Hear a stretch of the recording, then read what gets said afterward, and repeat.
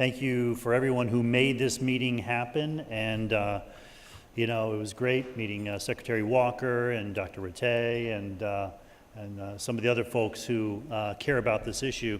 Dr. Lee, what a terrific presentation that was. I've been at this for, 10 years now looking at the research, and I learned a lot from those slides. She's very much at the cutting edge of the knowledge in this space. And I just want to commend the state of Delaware for the progress you've made in getting more kids active. You're running against the national,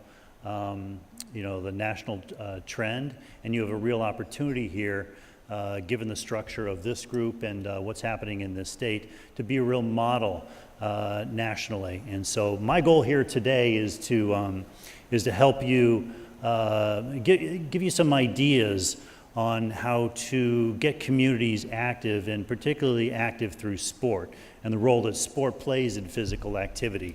Because physical activity actually is a really boring term, isn't it? Have you ever asked a kid, you say, hey, what do you want to do? Nobody ever says, I want to be physically active. No, they want to play sports. And they want to play. Play is fun. They want to play with their friends. So part of it is a framing question, how you market physical activity. So I'm going to try and give you some ideas on how to do that, as well as some ideas on how to rally your community. For the PE teachers here, maybe I'll try and seed a couple big ideas with you as well that you can take back into your own communities. Hey, by the way, so I checked into the hotel last night. Gorgeous, gorgeous room. I flip open the drapes, and there's this massive thing out there. I'm like, what is that? It's the race course. It's the Dover race course. But the thing is, it was empty, right? It's empty. So how about this? After the meeting, what if we all hop in our cars and go around? Would that count as physical activity? A series of left-hand turns, PE teachers? Maybe, maybe not. We'll see. Anyway, so. The theme of my talk is want to beat cancer, get moving.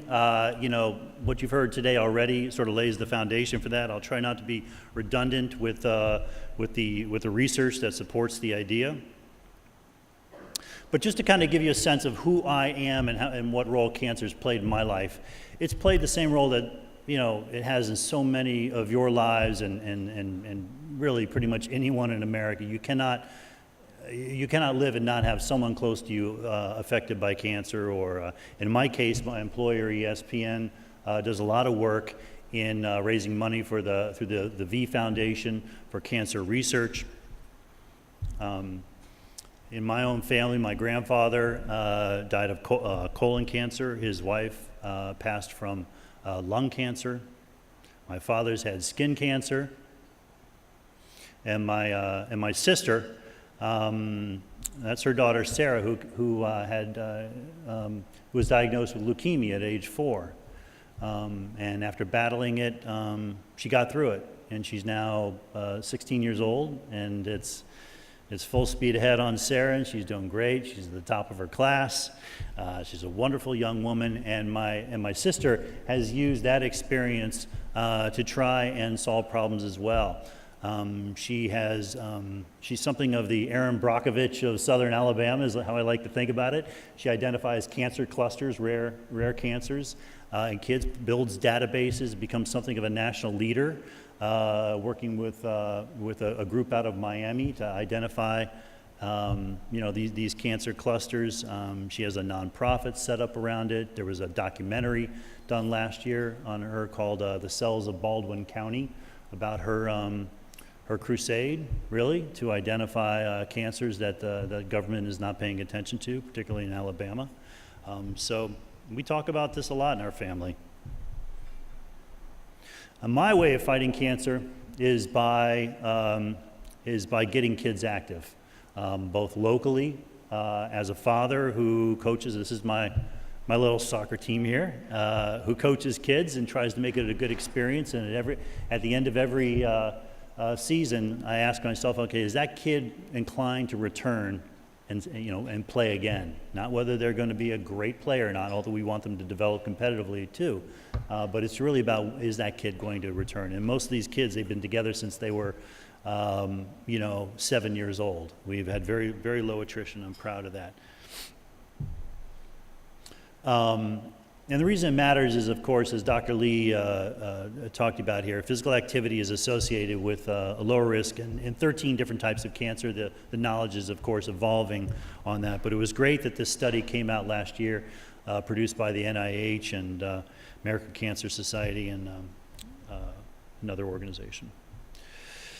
So this is an infographic that kind of aggregates, frankly, a lot of what Dr. Lee was talking about, but also has other dimensions as well. It was created by the American College of Sports Medicine and really highlights the importance of getting kids active, physically active. Because if a kid is sitting on the couch playing video games or otherwise and does not have their body in motion, is not developing the physical literacy, and just doesn't appreciate or doesn't think of themselves as an athlete, it's really, really hard to initiate this virtuous cycle. But if you can do it, if you can get to kids by develop regular physical activity, whether it be sport or otherwise, and sport is a huge component of that, obviously, for kids, then many great things can happen. You see lower obesity rates, kids are more likely to stay in school, lower pregnancy rates, less likely to smoke, they're more likely to go on to college, they're more likely to make more money once they come out of college, they have lower health care costs, they're more likely to be active, and then because they're more active, they're more likely to have active kids. That virtuous cycle.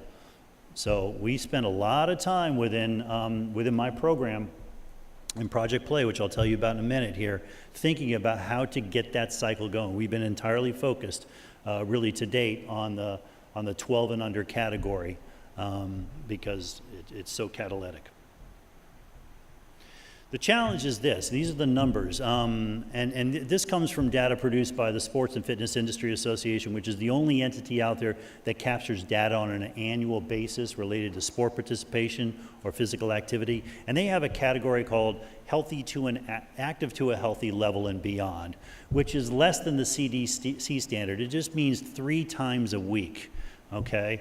And these are the numbers.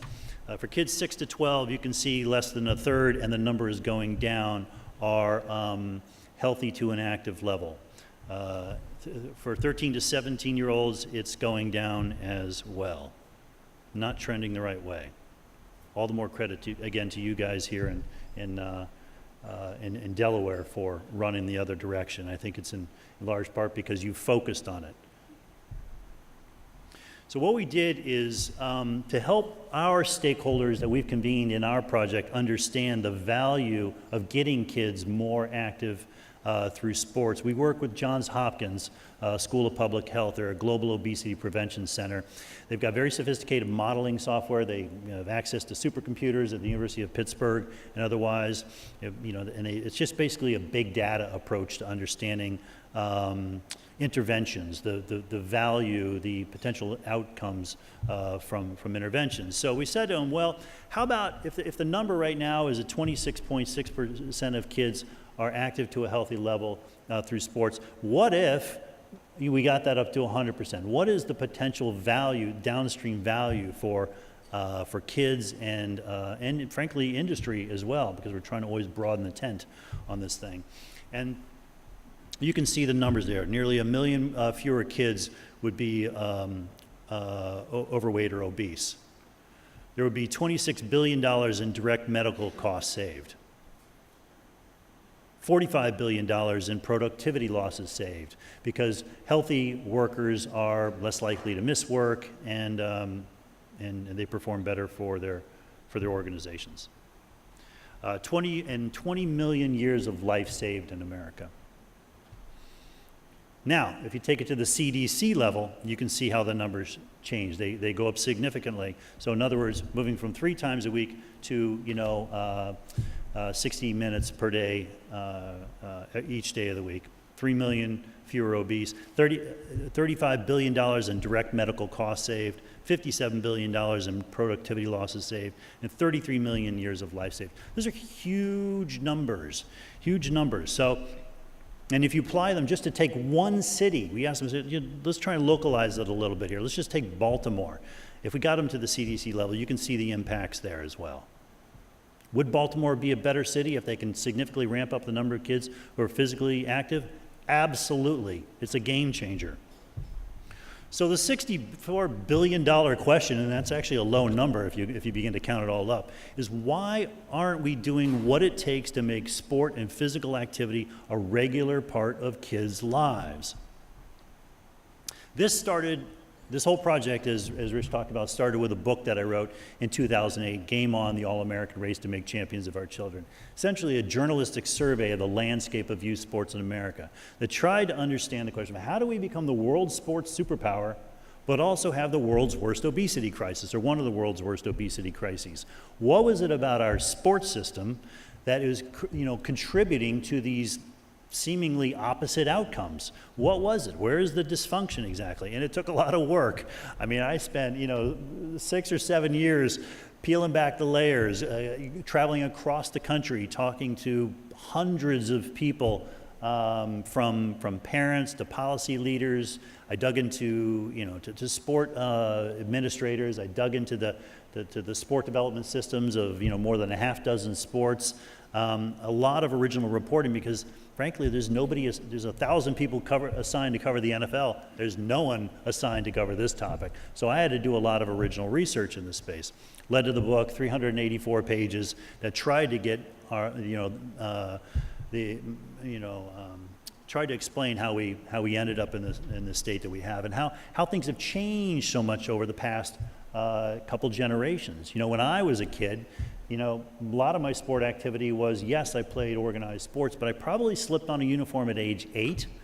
And travel team stuff didn't start until I was maybe in 8th grade. And still, most of my activity was unstructured play. It was pickup games, hopping on my bike, riding 6 blocks away, making up games with my friends, not once ever thinking of physical activity or exercise, but just simply getting it on my terms with my friends and developing a healthy, active life and thinking about myself as someone who has a body in motion.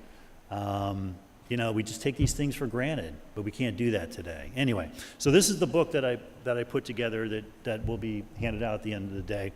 And the themes are really about access, development, and health. Here's what I learned. There are most kids, the vast majority of kids want to play sports defined broadly. Sport meaning, any physical activity that promotes physical or mental well-being, whether it be competitive or, we're trying to be very inclusive in the definition. Most kids want to play sports. They really do. It's a great experience, but it's not happening for a lot of them, and there are barriers. So in my research, what I've come to understand is there are really barriers that are shared by all, and then there are barriers that are predominant in upper income communities and those that are predominant in lower income communities. So you can see them there. I won't kind of bore you with all of them. And I need to put on my glasses because I'm old enough to have to do this now. But essentially, what is common for all communities is that there's been a marginalization of in-town rec leads. Things have shifted to the travel team culture. We're sorting the weak from strong at ever earlier ages, 6 and 7 and 8, well before they grow into their bodies, their minds, and their interests. We're telling kids, you're an athlete, you're not an athlete. They get the message. Those who don't, they check out. They know there's really not a place for them in sports. Not good for public health. We've seen cuts to middle school teams. Never makes headlines, really. Doesn't make the front page of the sport page or the sports page when they cut that, or a freshman team. But with school budgets being cut back, it's an easy thing to let go. Same thing with intramurals. I've seen data suggesting that they're still in schools to some degree around the country, but I just haven't seen it much at all. I'm not quite sure where that comes from. Daily PE has been cut back significantly. That's obviously an issue in this state as well.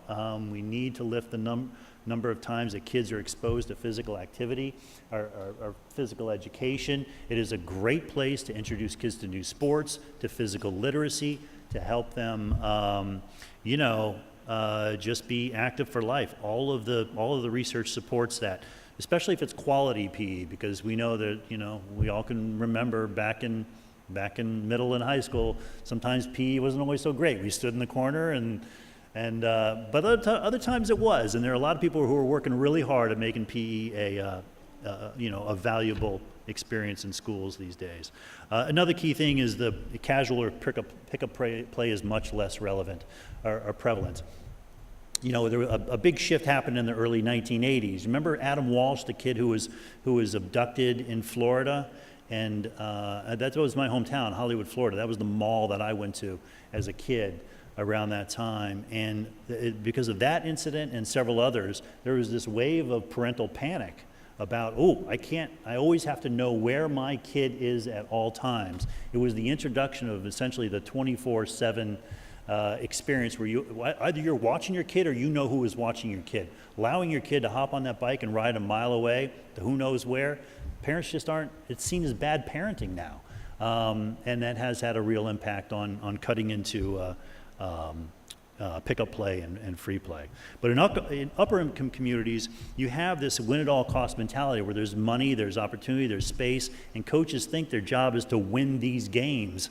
And so they develop these exclusionary sport organization policies, tryouts where the kids who don't make it, move on, and there aren't structures to accommodate them. We see high rates of burnout and overuse injuries and concussions. There's been a fair bit of media around that. But in lower income communities where there's, I would argue we probably need to focus even more. We've seen real issues. A lack of viable parks, slashed recreation budgets for programs. You look at a city like Baltimore, there are about 150 recreation centers in 1990 in Baltimore. Now there are about 47. Okay, so we shouldn't be surprised. The money has gone into funding to building up stadiums for the Ravens and for the Orioles. I mean, there's been a shift in priorities that's been really significant and I think presents some real challenges. A lack of volunteer coaches, safety and transportation needs, getting a kid even like 6 blocks away. If it's a tough neighborhood, you think that's not any big deal. Well, but guess what? If they have to go through 2 gang type of areas, it's easier for the parent just to keep their kid on the couch and have them play video games. It's the safe and the prudent thing to do, it would seem. So we've got to figure out the transportation question. And then rising fees for youth sport participation. Soccer around the world is the game of poor people. It is a ball, it is a net, it's a kids running around. Somehow in this country, we've turned it into a thing where you got to stroke a $2,000, $3,000 check to watch your kids do this. It's extraordinary. It's wrong. It's unnecessary, and ultimately it's not good for public health. So we need to address the structure of youth sports if we're going to make any headway on addressing the lack of physical activity in this country, in my estimation. And money matters as well. You can see this here. This is data from the Sports and Fitness Industry Association, again, captures on an annual basis, and looks at who is playing what sports. Well, let's jump to the bottom here. Let's look at lacrosse. What this means is that look to the right, 56% of the kids playing lacrosse in this country are from homes with $100,000 a year of income or more. Football is seen as the sport of lower income families in this country. And to some degree that's true. There's this chase for the athletic scholarship, the idea of escaping a tough environment. But even there, the largest chunk of participants is from upper income homes. There are also disparities based upon gender, race and ethnicity, marital status, and we just talked about household income. But girls, this is the age at entry into organized or team sports. Girls start later than boys. Kids who are Hispanic start 1.5 years later than kids who are white. If you are a kid from a single parent home, you start 2 years later than other kids do. And all of this becomes like a compounding thing. You enter the system later, you don't have the skills, it's harder to make the team, you are left behind. So we need, as we design solutions, we need to be mindful of where the disparities are and how to attack them. So I've laid out all the problems for you. Now let's talk about some of the solutions, right?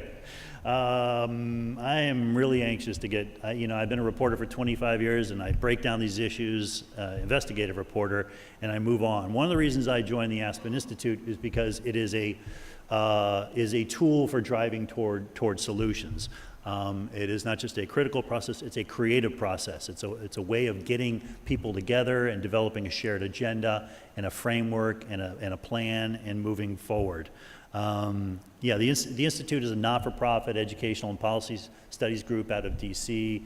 Our CEO is Walter Isaacson, the author of the Steve Jobs book and former editor of Time and CNN.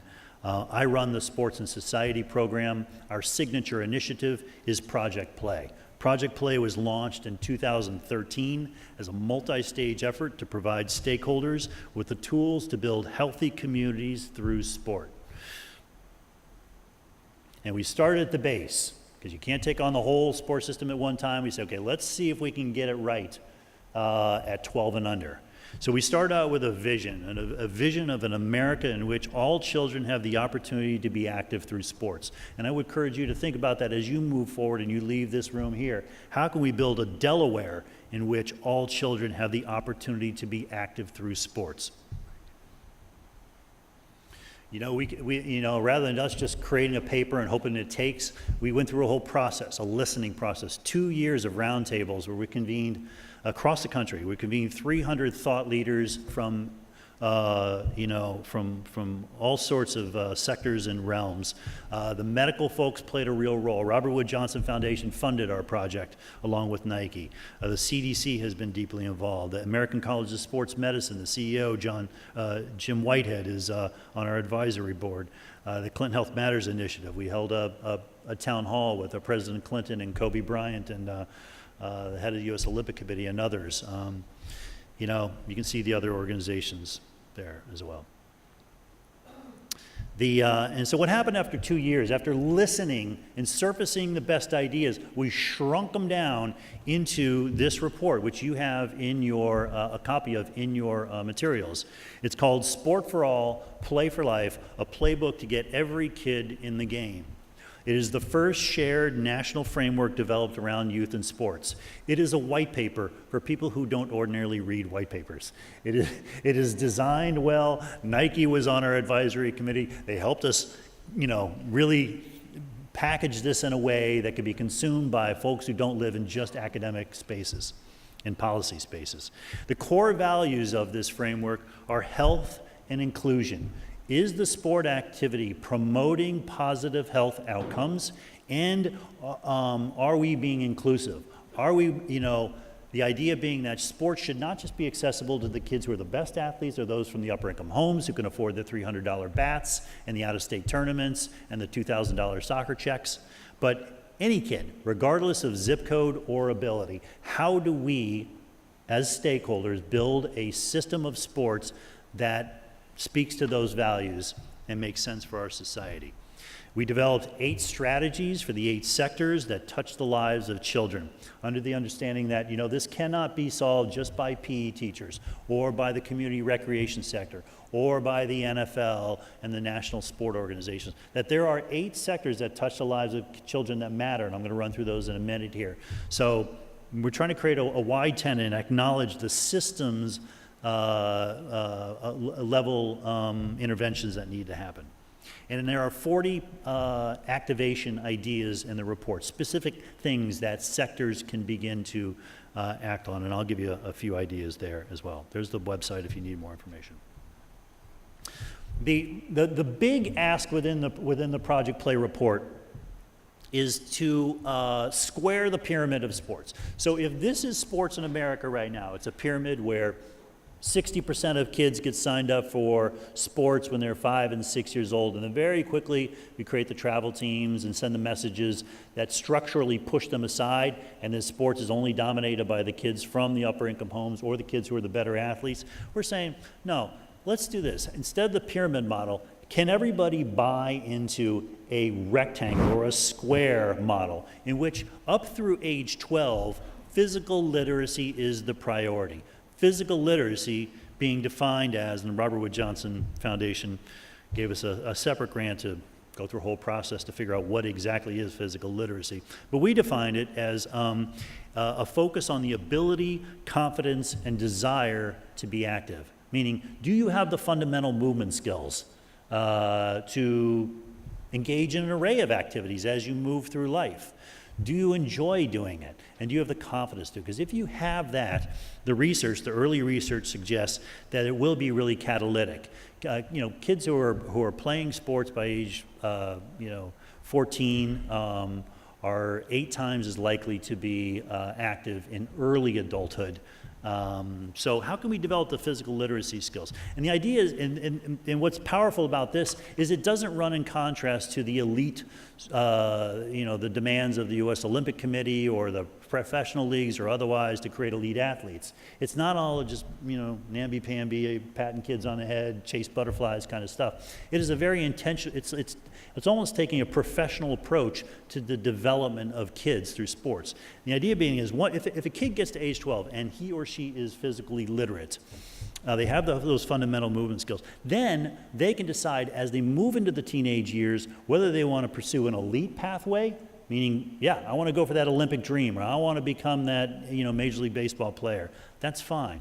You want to go off more of like a, less serious but, competitive pathway. I want to play varsity sports in high school. But there are going to be a lot of kids who just want a recreational pursuit. If you have physical literacy moving into the teenage years, you can do all this. You can go snowboard. You can engage in all sorts of activities. The key is to make physical literacy, make it happen, and make it happen for all kids up through age 12. Great things will happen if we can do that. That's the conceit of our project. So the Surgeon General, former Surgeon General, as of a couple days ago, it's a whole other question, isn't it? He read the report the day prior to our meeting. He was the keynote at our Project Play Summit in January of 2015 when the report was introduced, and issued that office's first ever comments on the role of youth sport in promoting public health. He connected the dots like no other Surgeon General ever has, and he did it perfectly and authentically, and he's stayed a friend of the program, which we've been honored to have him part of what we're doing. Anyway, he called it a very powerful roadmap, and the challenge now is to literally take it on the road to impact communities. And so we've taken that call to action seriously. What he was responding to is, the 8 strategies are in the report and these are all, you call it strategies or key opportunities to get kids active. And this is through the roundtables for 2 years. Here's what we identified: asking kids what they want. A fundamental problem with the youth sports system in this country is it's designed by adults for adults. We rarely do what the video game companies do, which is to solicit feedback from their kids. We don't do surveys of kids. We don't have kids sitting on the Little League board. We don't do postseason surveys or otherwise. This is what the video game companies do. They watch what kids want. They know what their consumer wants. They have feedback loops. They look at all the data. They refine the product. And next thing you know, they're locking up our kids because they're giving them a competition structure that makes more sense than a kid standing in right field and touching the ball twice during the game. Second of all, so you got to bring the voice of kids into the design of sports is the idea. Second of all, the reintroducing free play. We got to bring it back somehow.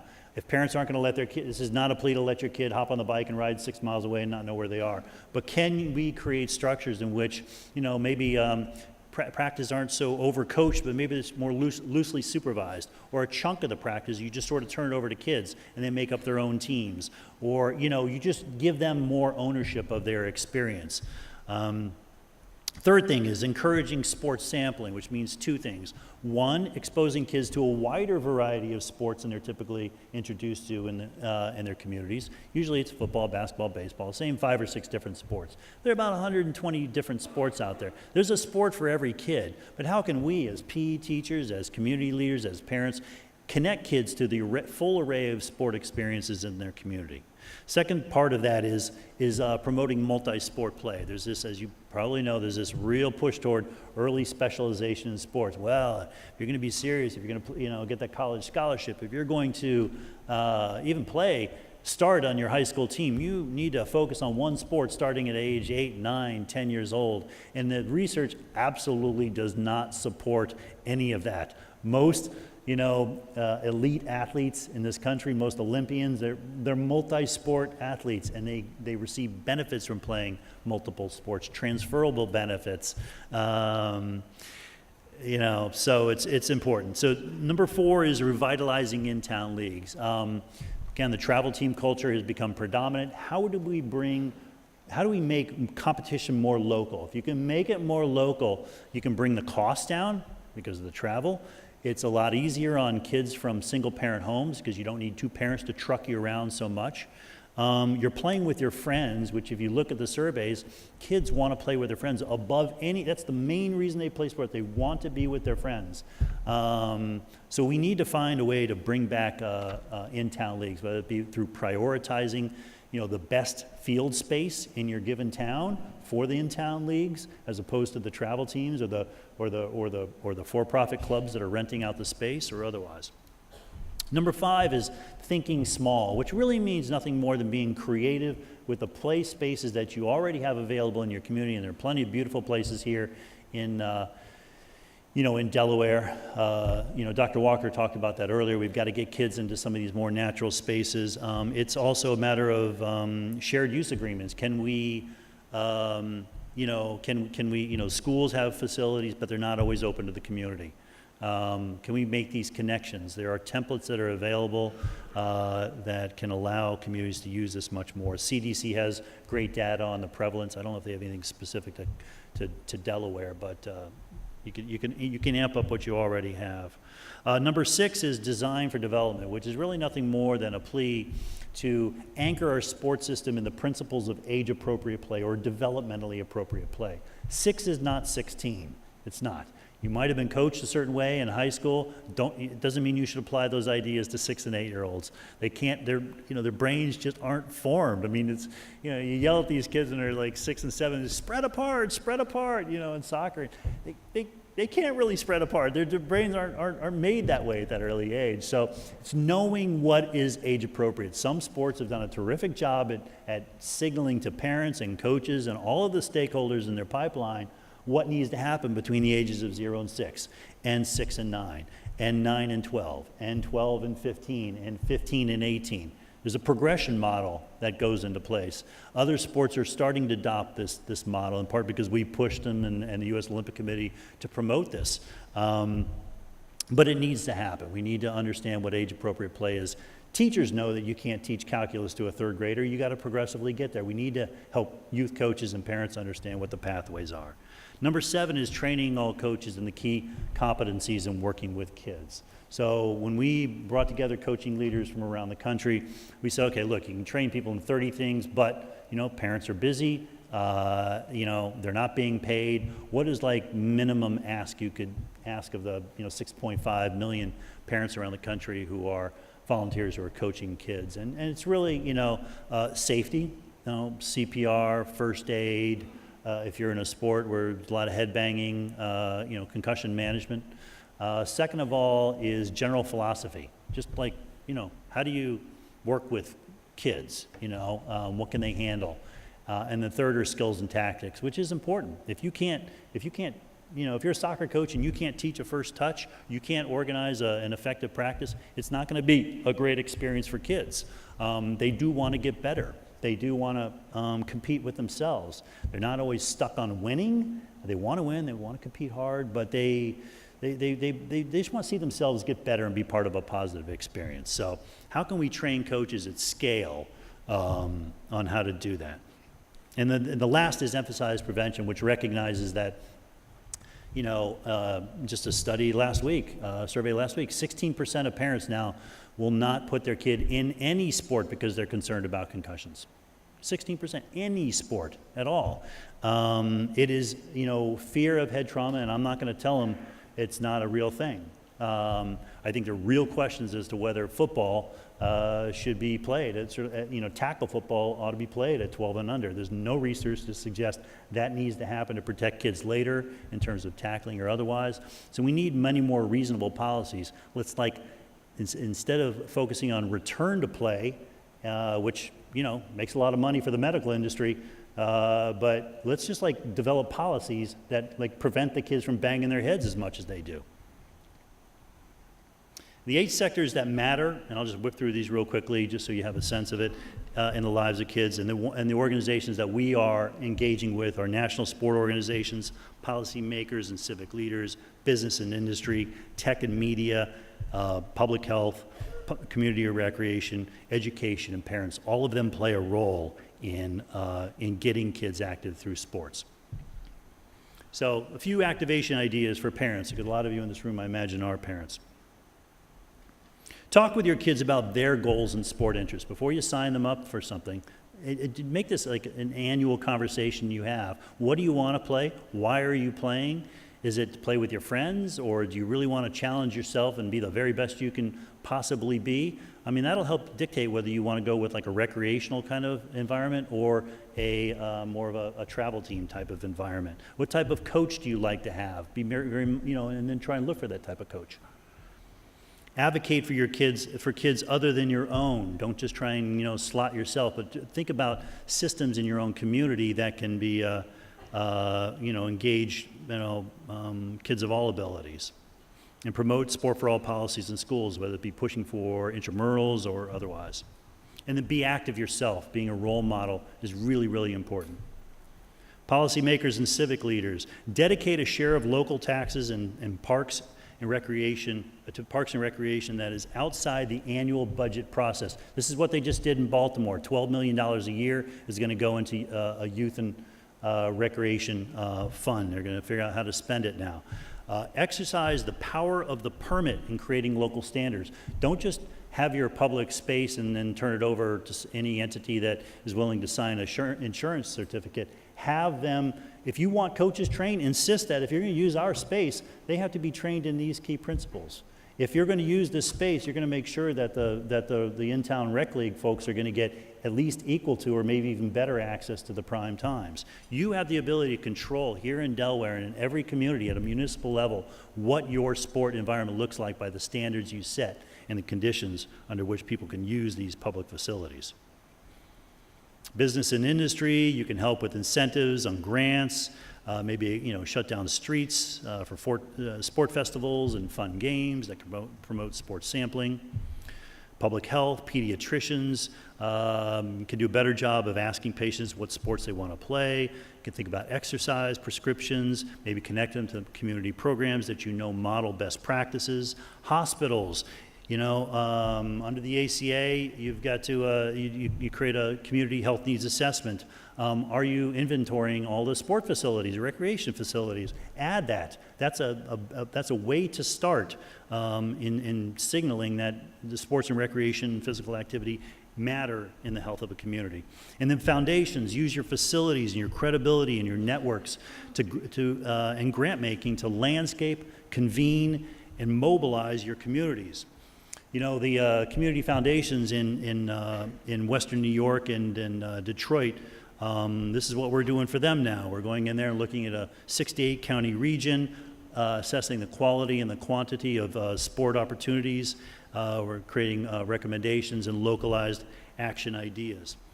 In Baltimore, we're taking a step beyond that. We're not only doing a local state of play report, but for a 3-year period with the help of Under Armour, we've got a project manager on site who wakes up every day and is connecting all the stakeholders in this case, a 2 square mile area of East Baltimore, and identifying opportunities for them to work together, and then using our network of national organizations that want to tell a good story.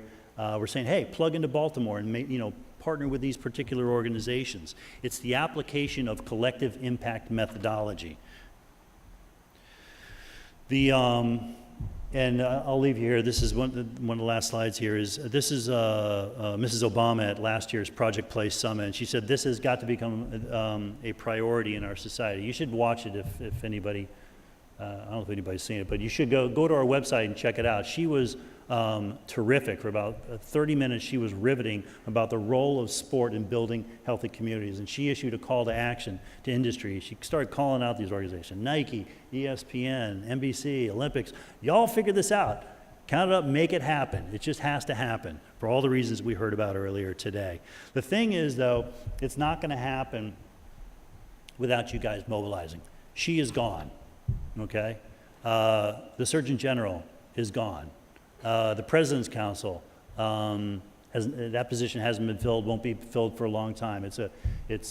We don't expect much out of that. If anything is going to happen that's good in Delaware or anywhere around the country, it's because states and business and industry and community foundations, the local folks decide to pick up this ball and run with it in a meaningful way, landscaping their environments through whatever it means, through data and otherwise, and then collectively bringing communities together, developing a shared agenda, identifying mutually reinforcing actions, creating continuous communication so everybody stays in touch, and then just project managing a process of change over a multi-year period. And very good things will happen if you do that. So, that would be my play to you. Anyway, so I'll just leave you with that. I hope that was helpful, and I know I'm about 5 minutes over. So if you have any questions later, I'm happy to address them. Thank you.